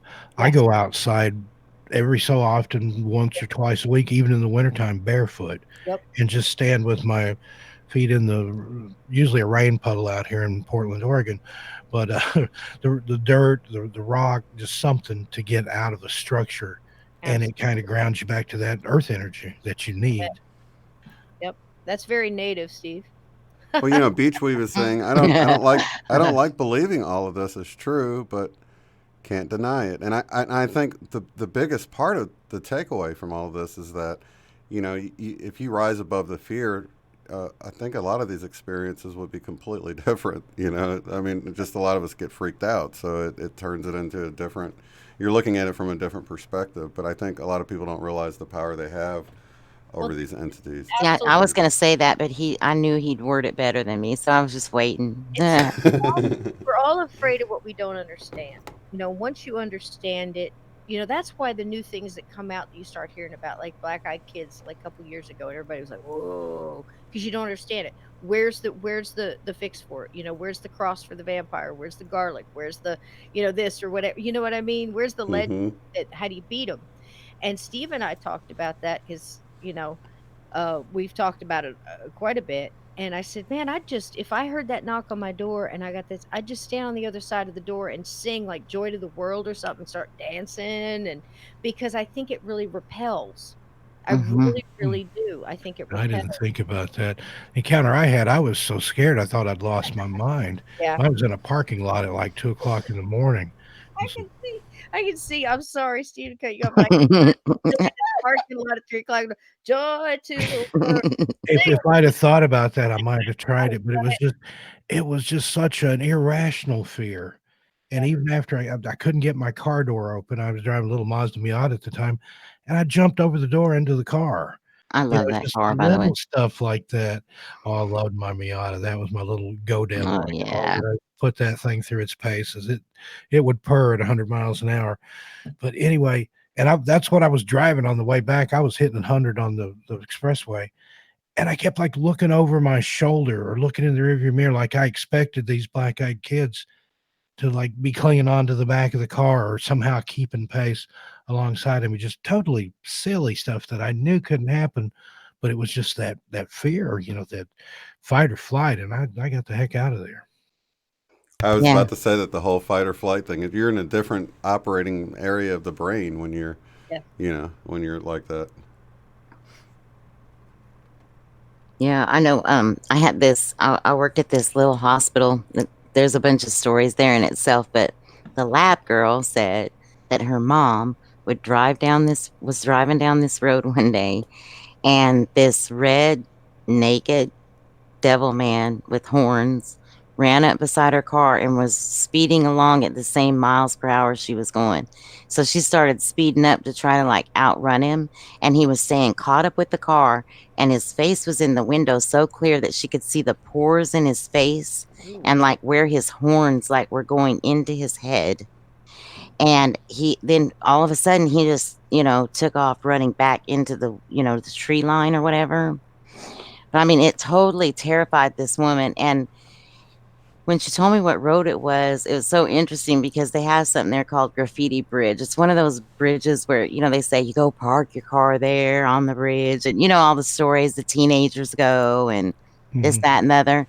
And that's the place that this happened, but she didn't know about that, but that that story stayed with me because it really scared that lady so much.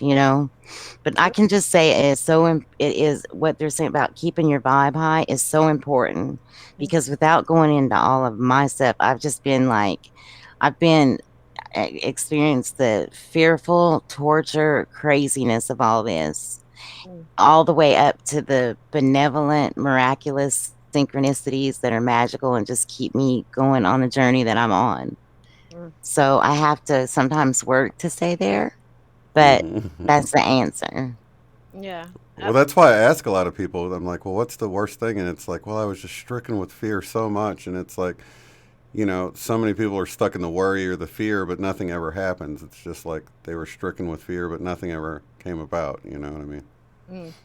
And then there's just the horrible things that do happen too. I mean, True. Hmm. we just don't know. We don't know how many people jumped off a bridge because it was their own will or if something drove them off. We don't know because it's written off as other things. But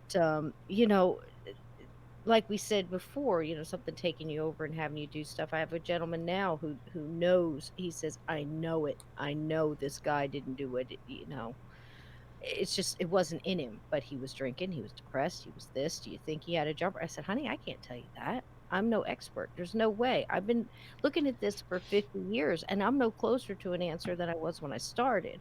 I know some things I've heard, I've got theories, but I don't think anybody can be an expert in this. We're all still learning.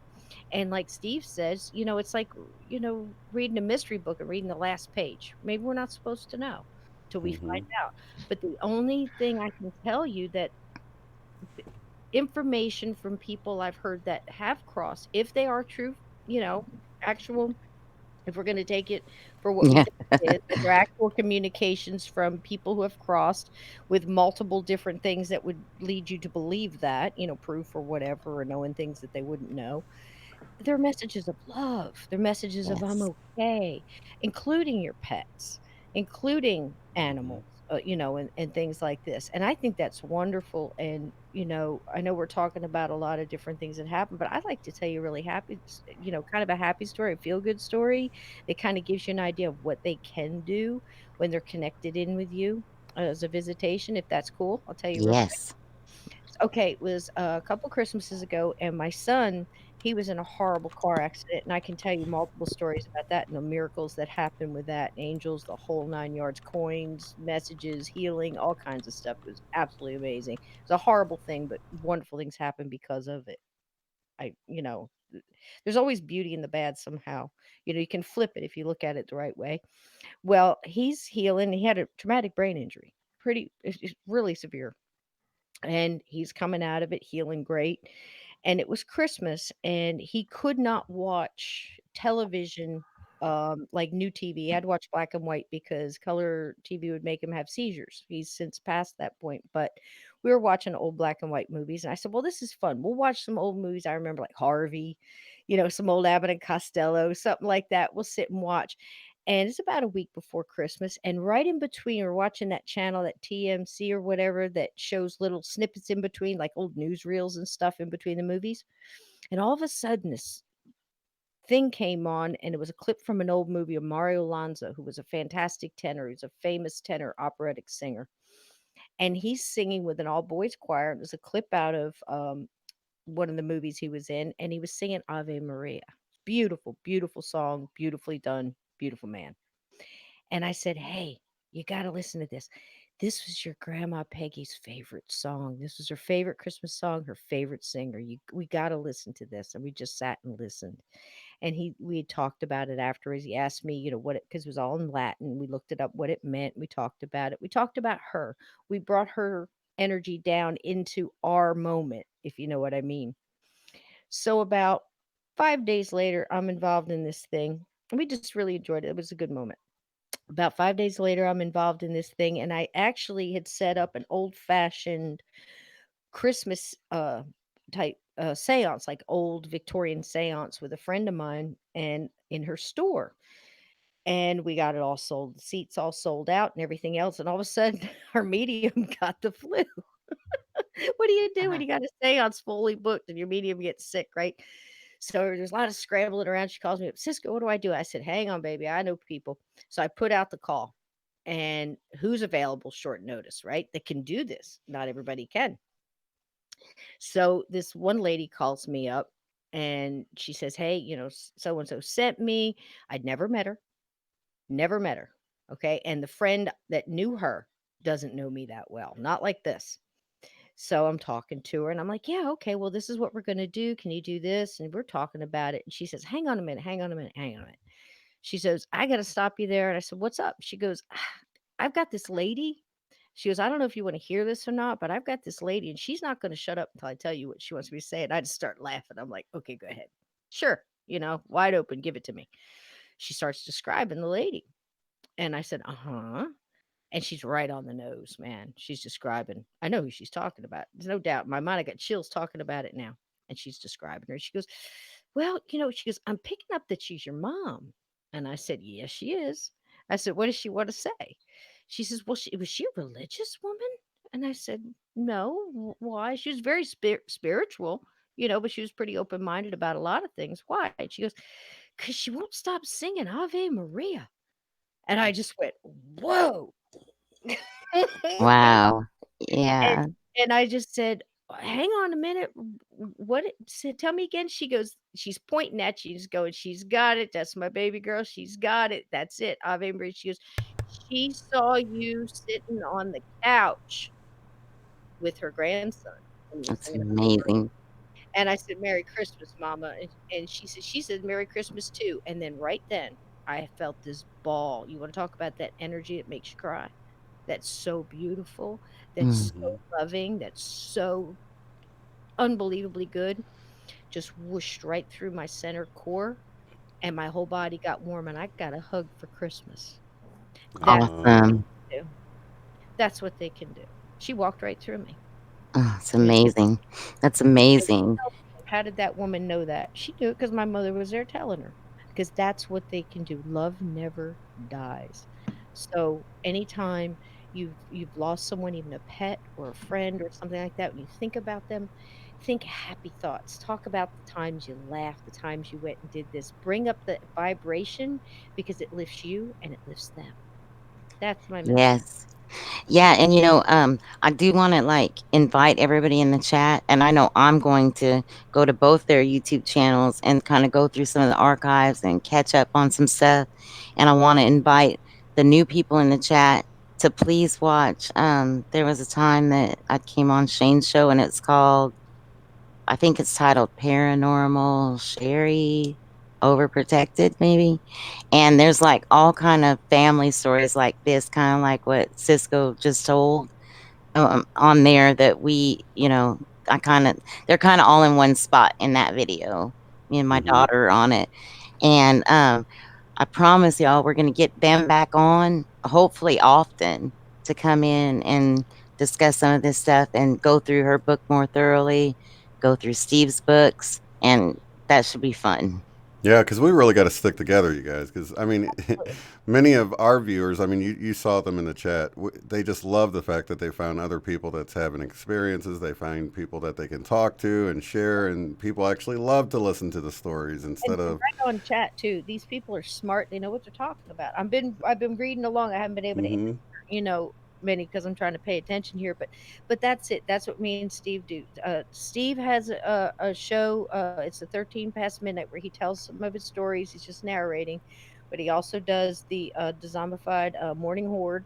And that's Monday, Wednesdays, and Fridays. So get in there. You can talk to Steve. You can pick his brain on this. I mean, he's a wealth of information, and that's just we're all just like-minded people, Yep, Mm-hmm. you sharing know, everything.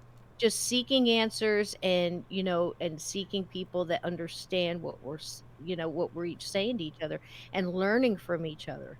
Because Mm-hmm. every time you tell one of these stories, somebody tells you theirs and you go, wow, wait a minute, I saw that crackling. Mine sparkled too and then broke up. You know what I mean? Hmm. Mine did this.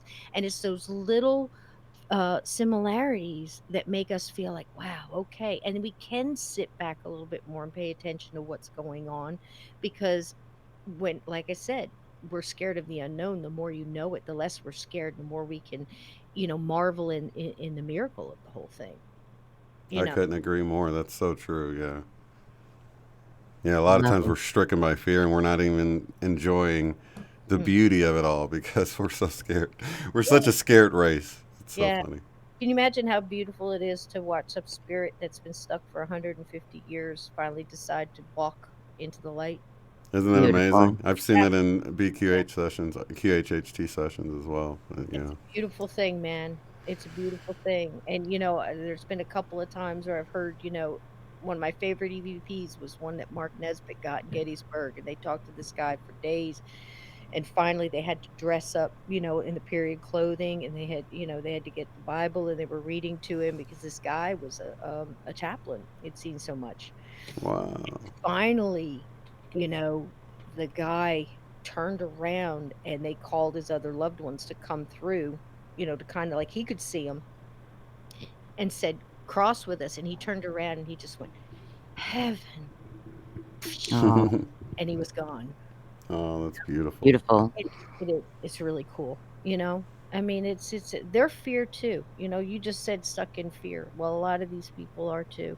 They don't want to Hmm. cross because of the things they've been told or whatever, and you know, it's just it's really sad. And I wouldn't want my loved ones to be stuck. So if I could Hmm. help somebody, man, I'm going for it. Yeah. Absolutely. So hopefully we can set y'all to come back up on December 4th. And maybe and I'd like to keep this going, every couple months have y'all come on. We can do this again and go more thoroughly through both y'all books and everything. Absolutely. Oh, that'd be great. I've had a fun time. I've been interacting with the chat here and letting people said I do the thing on for Zombified Monday through Wednesday, and then they have some good streams too. They're all about sharing the love and making everybody feel welcome and things. Really good vibe there. That's how I got hooked up with them. And I've been letting them know I'm having some people come in now, just show up that from that show. Evil Witch, sure, there, my friend Andy. She was my guest last week, and she's just an Hi, Andy. amazing person. It's She's awesome. going to be on Cisco's show coming up. Yeah, So I'm gonna get her on. we We're we gonna do a talk. lot of that, and then we'd like to have you guys on sometime and interview you and kind of turn the Absolutely. tables on you here. Yeah, That'd be we're gonna awesome. have fun. That'd be Yeah. nice to have you guys on. We That'd be we like to do that. We call it log rolling, where I'll be on your show and then you come and be on my show, and it just back and forth. And I know Cisco and I have been we've been on each other's show several times, and then He's basically my sometimes I co-host. co-host and produce her show, Yeah. and then she'll come and co-host my morning show, and it's a lot of fun, and you meet some of the most amazing people with all kinds of stories to tell. When you got Oh, this many years in, you can do those kind of shows and never tell the same story twice. Sometimes people say, "Tell the grandma story, tell the flying head story, tell the," and in Mhm. that case we do, but you could get on these shows and do them and never tell the same thing because it's like a chain reaction. Something I say will remind you, and you tell one, and then it just Right. it's wonderful, man. It really is wonderful because it's a vast amount of knowledge out there, and I think we've been hungry to tell it and to listen and to hear others, and I think that's what it is. Like we said, these TV shows and stuff, produced as they are, and all the different things they are faked or whatever, or overblown. Um, there's a lot of truth in there too, and I'd like to for Halloween, I'd like to give your listeners a little something real quick because I'm sure a lot of them might be young and not know, but if you ever wanna watch an old movie, Steve and I do this all the time, that really gets it right, I think, there's an old movie from the '70s called The House That Wouldn't Die with Barbara Stanwyck. It's free on YouTube, look it up. I mean, you can watch it.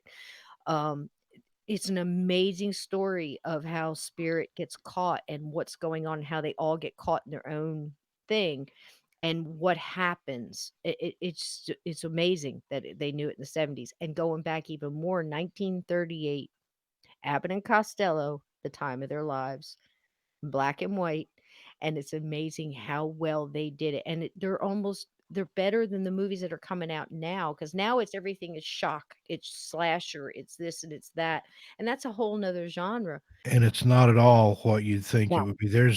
I mean, it explores what I think it would be like to really be a ghost and to be misunderstood Yes. and to experience that melancholy that you would have to see people Hmm. living life that you used to have that you don't anymore. It's Sure. bittersweet in a lot of ways, but Hmm. I'd never watched it before. I wasn't a big Abbott and Costello fan, and Cisco. Of course, they're both from New Jersey anyway, Bud and Lou. So she's like, "You got to watch this. You got to watch this." And I'm feeling okay, I will. And I was absolutely blown away. I've never been that touched by, of all things, an Abbott and Costello movie. It was just Hmm. amazing. Yeah, it was amazing writing on that thing because they did it from all the different perspectives too. Like everybody Wow. was shocked by when the others came out. Spoiler alert. The ghosts thought the other people were ghosts, and the living people thought, back and forth, and that's really kind of what goes on. So when you start looking at those in those human qualities of it, and again we're talking about that, human spirits, that it's amazing, and I wouldn't wanna be stuck in that. I wanna move on and go to the next thing if that's it. And if it's reincarnation, I hope I'm done this time because, phew, man, Oh, I know, right?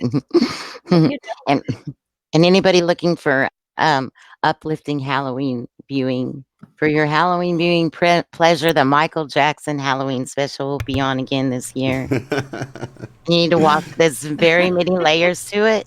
It's very deep, a lot deeper than people would think. So check that out if you get a chance. And just so you guys know, I did play a little clip of that in Sherry's Michael Jackson special we did, and I got a copyright hit on it. So I you're bet going to have to go you find it from the original source. Yeah. did. I bet you did. I bet you Just a little bitty smidgen, but that's all it took. did. Didn't even get the whole thriller word out, huh? Oh No, Oh, god, no. it's over. Couple of little clips to show what we were talking about, and that was enough. I was it like, was Yeah. it okay, was just good. all about amazing synchronicities. So, They but just y'all put got to check ads that on it. out. They didn't block it, thank goodness. They just put ads on it, so I can deal with that. That's Oh fine. yeah, and the people in the chat that haven't seen it, please go check that out. You know, Sounds amazing. I'm gonna watch it. Yeah, And I'll we were go check talking it about, out. I appreciate that. I, are I, you I wanted y'all to watch it. I love y'all so much. You'll laugh at the one that's my Halloween go to. I think it's from '77. It's the Paul Lynde Halloween special oh, that was with awesome. Kiss on it. I Oh watch yeah, that every year. Yeah. that's awesome. Margaret Hamilton, the Wicked Yeah, Witch and the Wizard of Oz is in it, and it's great. And I think it's on YouTube. it is. It is. Who's Kiss again? I'm just Kiss the messing with band. Sherry. Oh, I was gonna say, you know, I'm messing with Sherry. That's so funny. Yeah, Well, the Kiss performance would probably get you on that one, but otherwise, I don't think anybody would care about Paul Lynde and Margaret Hamilton and those people being on. But yeah, the Kiss music would get you a copyright for that. I do Most want to tell definitely. people about the book real quick if I can. Don't buy yeah. I'm gonna be the only author that's gonna ever tell you this. Don't buy it. Yeah. This is why. Steve is my co-author on this, and he kind of comes behind. It's different the way it's written. It's got the chapters and the story, and then I have Steve come in behind as a color commentary to give his views on it, and we did it double blind. So when I wrote it, I just sent him the chapter, and he wrote whatever came to his mind, and that's kind of cool. But That the is thing cool. Awesome. is, we've got it out on Kindle now, but within the week, the paperback is coming out. It has extra chapters, and we're going to keep it at the lowest price to let us do it. Okay, so if you get it now, you'll be missing out on the other chapters in the paperback or whatever. When we load the paperback, the Kindle will change, and that'll have it in there, so you'll still be able to choose. But don't get it yet. Wait a week till the paperback comes out. And if you've already bought the Kindle version, it'll update eventually. You may have to re-download it to your whatever your Kindle app or whatever your reading right. device is, but it will update with the new stuff. Yeah. Very So Awesome. nice. we got an awesome cover that was done by Warren Designs in UK. I just love the cover. Me The too. That's actually me as a little girl. Beautiful. That's kind of how it felt too. And even got my two cats in there. This is pretty amazing. So we've got some good things coming out, and listen to the podcast. It's starting back up again here for October, and we're going straight through. And Steve's on there, and we do this. we do this. We try to get good guests on there and ask them questions and really pick their minds and try to get what's really down in And there. then there's been other times it's just us sitting and talking like this. We can go for hours. Yep. When you were having technical difficulties there, Cisco, I was telling about how the book came about and how that first time that you called me on that Sunday afternoon, we talked for like 6 hours. 6 hours minimum, And yeah. We did. Yeah. but I know nothing happens for accident. I've been knowing that I was supposed to connect with Cisco for at least 3 years, so I'm I excited about this. and I Definitely. love that you've been listening, honey. You talk to people and you don't know who you touch, and then I hear these great stories people send me. You can also contact me through journeythroughthegate at gmail.com or just comment on one of my, videos on YouTube or something and, or Facebook. I'm in there too, all over the place. I'm not hiding, folks. So jump in there, tell me your story. If you got a story, we'll get you on the show. You can tell it and, we'll talk about it because that's what I think these experiences are supposed to be. You're supposed to get them out there and tell them so we can all learn at least what we're supposed to learn.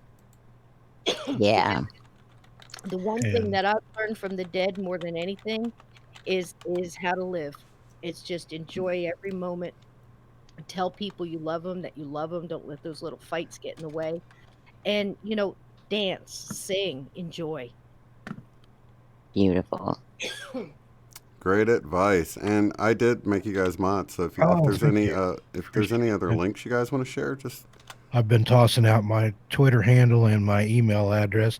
I love to hear from people if you just want to talk stories, if you've got experiences you want to share.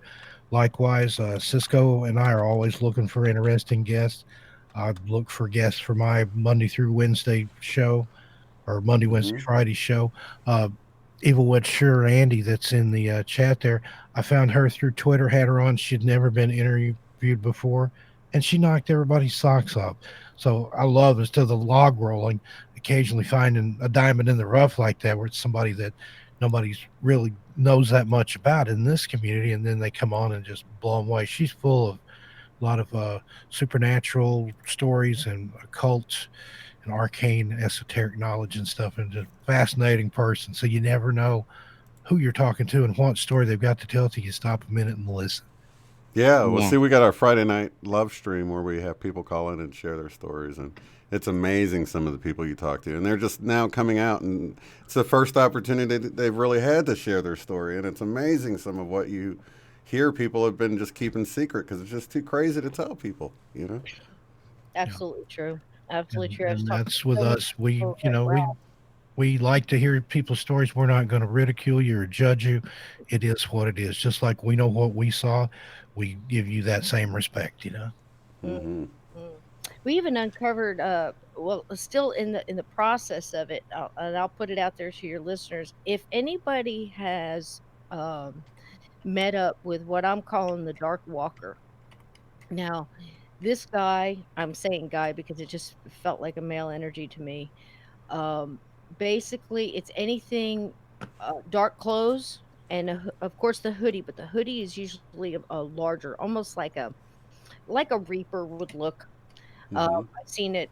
I've been told of it in several different sets of black clothes. That's why I'm moving it that way. Now, what this thing will do is usually show up when you're alone, like driving on the street, stopped at a stop sign, and be off a little bit. But as soon as you see it and in your mind, telepathically kind of, you're think, "Man, what is that?" It turns and looks at you. And there's a certain feature I'm kinda holding back, so I know when people tell me that, "Okay, this matches up." We have seen this thing Wow. in different stories, and I've been working with another podcast too, all around the country and in, believe it or not, New Zealand, okay? And it has the ability to jump, like, say, if it's at the in the middle of the street, jump and land on top of a street light or on the roof of a house or jump down, like that kind of ability, like you'd see like a vampire doing. Sounds like the Mothman, actually. Kinda, sorta. No wings. I haven't Yeah. heard anything about any wings or anything like that, but it has a certain feature when it looks at you. But see, that's the thing. Once you think, "Man, what is that?" It turns its head and look that's just creepy to me.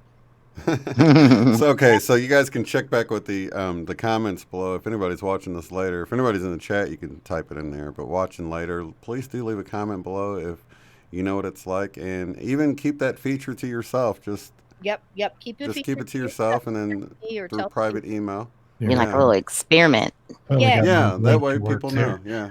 Yeah, Like that earlier one. you were talking about the creature that was keeping pace with the car. That sounds like Mothman. He supposedly did the same thing. Yep. He'd Yeah. Wow. drive 80 and 100 miles an hour, and Mothman's keeping right up with him. That'd be spooky, wouldn't it? You look out your windshield, it's like hovering right above the car, going 80. That stuff is, man. I mean, anything is like that. I can remember being scared of, what was that? The Legend of Boggy Creek when I was a kid, and just having the Bigfoot show up in the window and just, everybody always feels so safe when they're in a car. How many times you seen somebody get in a car and roll up the window and lock the door? It's glass, people. Right. You know, I mean, it's just things like that in our whole house. We've got windows and we've got this, and I live right out in fact, right now I'm looking out the window and I'm looking into the woods.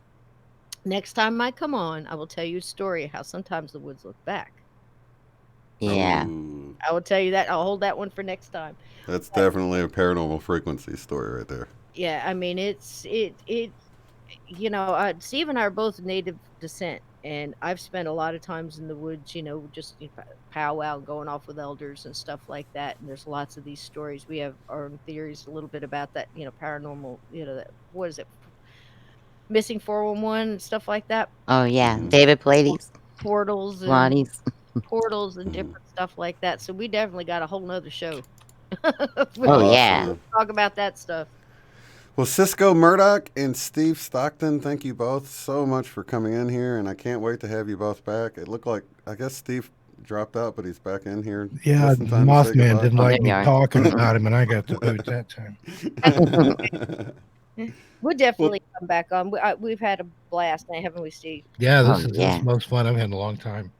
I I love got it. up in 4 hours and unload a truck. So oh no. Well, we'll Oh, let you yeah. get to sleep, and thank you so much, Sherry, for introducing us to them. They're awesome. Can't wait to have you guys back. So, looks like December 4th, you guys. We're going to have them back. absolutely, Yeah. absolutely, or pinch hitting in between. And Let's I will definitely remind you, Yes. Mr. Steve. Yeah, please send me a reminder. Yes. Thank you so much, Thank dear y'all heart. so much. Yeah, thank you. It was a pleasure meeting you. Pleasure meeting your audience here, and it was a great time. Anytime you right. need a guest in a pinch, consider either one or both of us. Of awesome. course. Thank you so much. I Yeah, appreciate thank you that. guys so Love much. to y'all. Good night, everybody. Remember, take off your shoes and dance, babies, because it's your With that, live it. Okay. Good night, everybody. yeah, good Love night, to everybody. everyone. Good night. Peace.